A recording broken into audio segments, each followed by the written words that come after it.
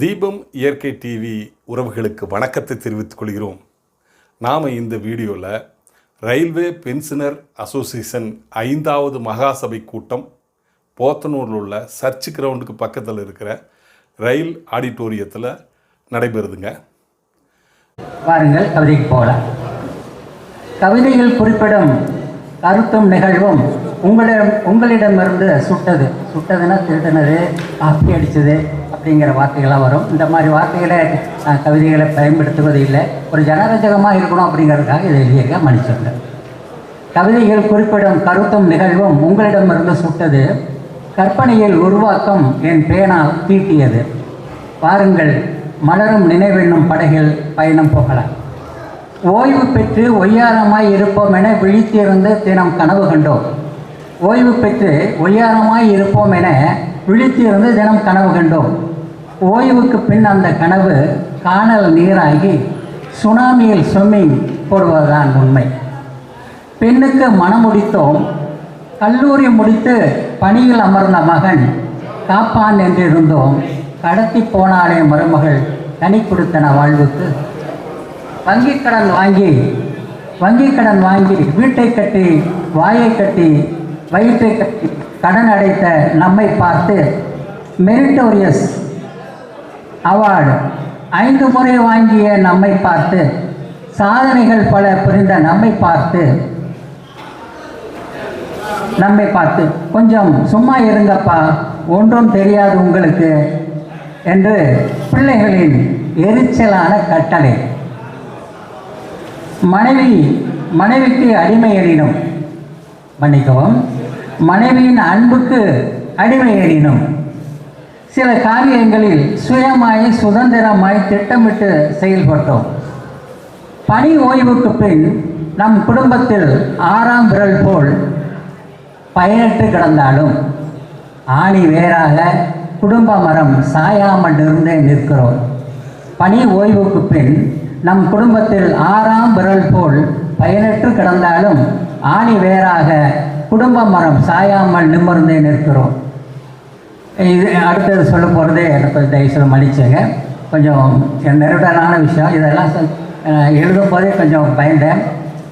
இருந்தாலும் ஒரு கவிதைக்கு ஒரு ஜனரஞ்சகம் சுவையாக இருக்கட்டுமேங்கிறதுக்காகவும் ஜனரஞ்சகமாக இருக்கட்டும் அப்படிங்கிறதுக்காக இதை எழுதியிருக்கிறேன், மன்னிச்சுங்க. ஆனால் இது என்னுடைய வாழ்க்கையில் நடந்த நிகழ்ச்சி அல்ல. பொதுவாக என்னுடைய 37 ஆண்டு ரயில்வே சர்வீஸில் கண்டு கேட்ட அனுபவங்களை தான் இதில் அந்த சாரத்தை தான் நான் இந்த கவிதைகளை குறிப்பிட்டிருக்கிறேன். நம் இளமை காலங்களில் எம்கேடி, என்டிஆர், எம்ஜிஆர், சிவாஜி இவர்கள் நினைப்பில் ஊர் சுற்றி சைட்டடித்த நாட்கள் பல. மன்னிச்சுங்க, இந்த மாதிரி வார்த்தையெல்லாம் யூஸ் பண்ணுவேன். என்னுடைய கவிதையெல்லாம் யூஸ் பண்ண மாட்டேன், ஜனரஞ்சகமாக இருக்கணுங்கிறத சொல்கிறேன். இவர்கள் நினைப்பில் ஊர் சுற்றி சைட்டடித்த நாட்கள் பல. இன்று நரைமூடி நம்மை யாரென சற்றே வெளிச்சமிட்டு காட்ட நங்கையவளை இப்போது காணும்போது, அந்த பெண்ணை நங்கையவளை இப்போது காணும்போது நாணம்தான் துளிர்விடும். நமக்கு வெக்கமாக இருக்கும். நாணம்தான் துளிர்விடும் நமக்கு. நல்லா இருக்கியா, எப்படி இருக்கிற என்ற பாசத்தில் கடலளவு தூய அன்பு விசாரிப்பு. அவளை பார்த்த மட்டில் நம் நினைவுகள் பின்னோக்கி பயணமாகும். ஒருவேளை நாம் அவளை மணந்திருந்தால் யார் கண்டார்கள்? பெரிய புதிய மாற்றங்கள் வர வாய்ப்பில்லை. நம் எண்ணம் போல் எது நடந்ததோ அதுவே இவளோடும் நிகழ்ந்திருக்கும். நம் எண்ணம் போல் எது நடந்ததோ அதுவே இவளோடும் நிகழ்ந்திருக்கும். நம் வாழ்க்கை டிவி சீரியலில் அவளுக்கு பதில் இவள் மனைவியாக. நாடகம் என்னவோ நமக்கானதுதான். சாக்குத்து மனைவியிடமே இருப்பதென்றாலும் ஏடிஎம் கார்டு நம்மிடமே இருந்தென்ன பயன்? வங்கியிலே காசாளர் லட்சங்களில் கையாள அதில் அவருக்கேது பங்கு? அதில் அவருக்கு ஏது பங்கு? பென்ஷன் நமது பணம் தான், ஆனாலும் நமக்கில்லை உரிய பங்கு. தீய பழக்கம் நமக்கேதும் இல்லை, ஆனாலும் நீராய் கரையும் பணம், அது போகும் வாசல் நமக்கே தெரியவில்லை. போனது போகட்டும், போனது போகட்டும், பொழுதெல்லாம் மகிழ்வுடன் இருங்கள். மலரும் நினைவுகளில் அசை போடுங்கள். ஆழ்நிலையில் தியானம் இருங்கள். இல்லற வாழ்வை மோகித்தது போல் யோகாவில் சாதித்திருங்கள். இனி இறைவனை ருசித்திருங்கள். சுவையும் பயணம் உணர்வீர்கள். வாழ்க்கை வளமாகும், ஆரோக்கியம் நலமாகும். ஜாதகத்தில் கிரகங்கள் அச்சுறுத்தினாலும் நம் மன வலிமையால் இறை அருள் நிறைவால் ஆயுட்காலம் நீடிக்கும். அதுவே நமக்கான கூடுதல் போனஸ். இத்துடன் முடித்துக் கொள்கிறேன். தூரம் போகலாம், வாழ்த்துவர்க்க வழிவிடலாம். மீண்டும் சந்திக்கலாம். நன்றி, வணக்கம். நன்றி தஞ்சை நடராஜர் அவர்களே. அடுத்தபடியாக எங்களுடைய வேண்டுகோளுக்கு இணங்க வருகை தந்துள்ள தீபம் சாமிநாதன் அவர்களை வருகிறவரை நீங்கள் மேலே அழைத்து அவரை கௌரவிக்கிறதுக்கு எங்களுக்கு வாங்கினாங்க.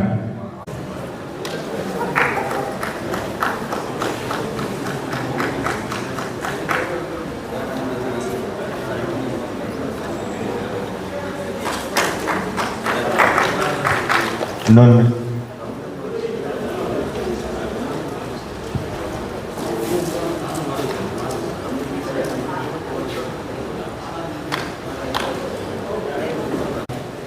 நிகழ்ச்சி முடிவும் தருவாயில் இருக்கிறது.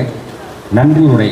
இதில் ஒரு சிக்கலான விஷயம் என்னென்னா, நன்றி உரைன்னு சொல்கிறதுக்கு முன்னாடி ஆட்கள் போயிடுவாங்க. ஏதோ கொஞ்சம் பேராவது இருப்போமே அப்படின்னு நீங்கள் உட்காந்துருக்கீங்க. ரொம்ப நன்றி. உணவு இடைவேளை வேறு, சாப்பிட்ற டைம். ஜிஎஸ் அவர்கள் பேசும்போது குறிப்பிட்டார்கள், உணவு நேரம் ஆரம்பிக்கிறேன், எப்படி இருக்கும்னு தெரியலையே அப்படின்னாரு. இந்த நேரத்தில் ஒரு அழகான உரையை நிகழ்த்தி நம்மிடமிருந்து அவர் விடைபெறுகிறார். செகண்டராபாத்திலிருந்து வந்து தற்போது உள்ள நிலைமைகளை பற்றி பே கமிஷன் அமைக்கணும் அப்படின்னு அவர்கள் போராடி கொண்டிருக்கிறார்கள். நமக்கு பல்வேறு கோரிக்கைகள் நாம் முன்வைத்திருக்கிறோம். எதுவும் இதுவரைக்கும் நடந்த மாதிரி இல்லை. தயவு செய்து யூடியூப், ஜி டிவி போன்ற செய்திகளில் வருவதையெல்லாம் நீங்கள் நம்பாதீர்கள். அதுலாம் எந்த விஷயமும் இல்லை. நம்மிடம் பணம் பறிப்பதற்காக அந்த ஜி டிவி, யூடியூப் இதெல்லாம் பார்க்கணும். நாம் அதில் வந்து மத்திய அரசு ஊழியர்களுக்கு அறிவிப்பு, நிறைய பணம் கிடைக்கும், வரும் ஜனவரி மாதத்திற்கு உங்களுக்கு வந்துவிடும், அப்படி ஏகப்பட்ட செய்திகளை கூறுகிறார்கள். அந்த செய்திகளை நாம் வந்து எங்கள் தொழிற்சங்கத்தில் தெரிவிக்கிறார்கள். நாங்கள் என்ன பதில் சொல்வது என்றே தெரியவில்லை. தொழிற்சங்கத்திலிருந்து எங்களுக்கு தகவல் வந்தால்தான் நாங்கள் வந்து உண்மையை சொல்ல முடியும். அதுவரைக்கும் நாம் ஒன்றும் சொல்ல முடியாது. மற்ற செய்திகளை நீங்கள் நம்பாதீர்கள். நாம் ஏகப்பட்ட கோரிக்கைகளை வைத்திருக்கிறோம். ஒரு சில பேர் வந்து எழுதியே கொடுத்துருக்காங்க. அந்த கோரிக்கைகள் என்ன நாம் உண்மை ஒன்றா பார்த்தோம் அப்படின்னா அது நேரம் இல்லை. புரியுதுங்களா? பென்ஷனுக்கு வருமான வரியிலிருந்து விரிவிலக்க வேண்டும், வரி விலக்க வேண்டும் என்று கேட்கிறோம். என்னும் உண்மையை சொல்ல வேண்டும் என்றால் பென்ஷன்தாரர்களிடம் வந்து வரி பிடித்தம் செய்வது என்பது ஏற்றுக்கொள்ள முடியாது. ரொம்ப கடினமான வேலை. அதில் பாருங்க, இப்போ இந்த வரி பிடித்தத்தில் நெருக்கடியை உண்டு பண்ணுகிறார்கள். இப்போ பேங்க்ல இருந்தெல்லாம் உங்களுக்கு சில பேருக்கு பென்ஷனே வர்றது நிறுத்த வைக்கப்படுகிறது. நீங்கள் வரி கட்டவில்லை, 2 மாதத்திற்கு நீங்கள் வரி கட்ட வேண்டும் என்று சொல்லி உங்களுக்கு ரிப்போர்ட் வருது. அப்புறம் அதற்காக தொழிலாளிகள் அலைகிறார்கள். ஆக நாம் அதை கோரிக்கையாக வைத்துள்ளோம். பென்ஷன்தாரர்களுக்கு வரி விலக்கு அளிக்க வேண்டும் என்பது நம்முடைய முக்கிய கோரிக்கையாக இருக்கிறது.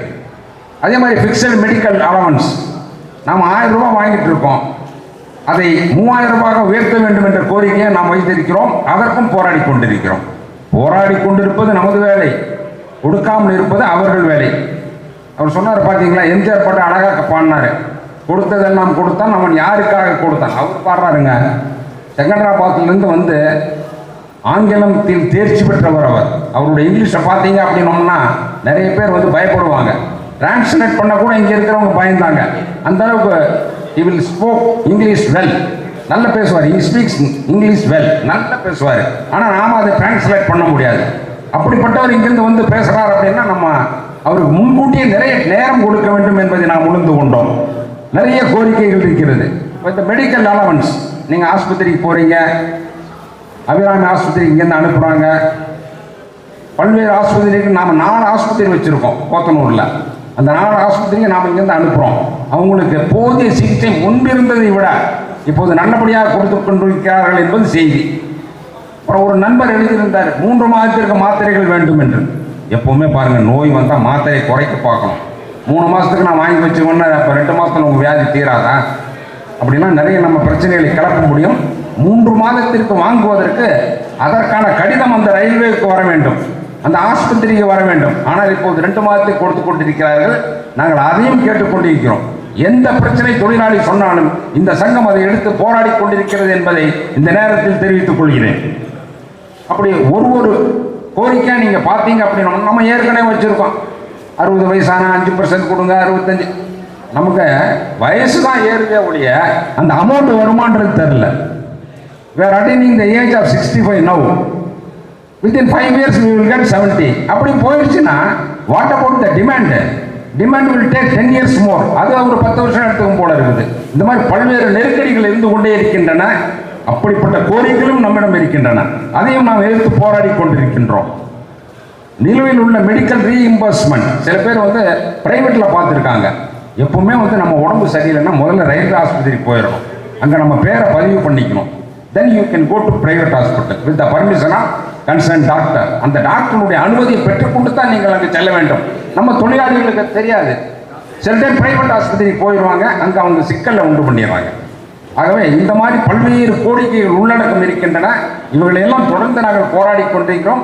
நிச்சயமாக எதிர்காலத்தில் அவை உங்களுக்கு பெற்றுத்தருவோம் என்று கோரிக்கொண்டு, ஆகவே இப்படிப்பட்ட கோரிக்கைகள் நிறைய இருக்கின்றன. இறுதியான கட்டத்திற்கு நாம் வந்திருக்கிறோம். இந்த நிகழ்ச்சியானது தீபம் டிவியில் ஒளிபரப்பாகும். இது நேரடியாக பதிவு செய்திருக்கிறோம். அந்த ஆப்பில் போய் நீங்கள் பார்த்தீங்க அப்படின்னோம்னா இங்கு நடைபெற்ற அனைத்து நிகழ்ச்சியும் நீங்கள் காணலாம் என்று கூறிக்கொண்டு நன்றி உரை கூற அவருக்கு அழைக்கிறேன். எங்களது அனுமதிக்கிணங்க வருகை தந்த பென்ஷனர்தாரர்களே என் முதல் நன்றியை தெரிவித்துக் கொள்கிறேன். எங்களுக்கு அனுமதிக்கிணங்க எங்களது ஜெனரல் செக்ரட்டரி அவர்கள் பல இன்னல்களுக்கு நடுவில் இங்கே கலந்து கொள்ளணும்னு சொல்லிட்டு அது ஆர்வமாக இருந்தனால அவர் செகந்திராபாத்திலிருந்து இங்கே வருகை தந்த திரு ராமகிருஷ்ண ஆச்சார் அவர்களுக்கு உங்கள் சார்பாக எங்களுடைய கிளையன் சார்பாக நன்றியை தெரிவித்துக் கொள்கிறேன்.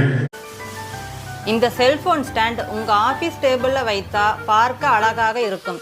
பவுடர் கோட்டிங் ஃபினிஷிங் கொடுக்குறோம். அடியில் ரப்பர் புஷ் ஒட்டி இருக்கிறதால டேபிளில் கிரிப்பாக உட்காந்துரும். செல்ஃபோனை மறதியாக வேறு இடத்துல வச்சுட்டு தேடாமல் இருக்க ஃபோன் ஸ்டாண்டு மேலே வைத்து பயன்படுத்தலாம்.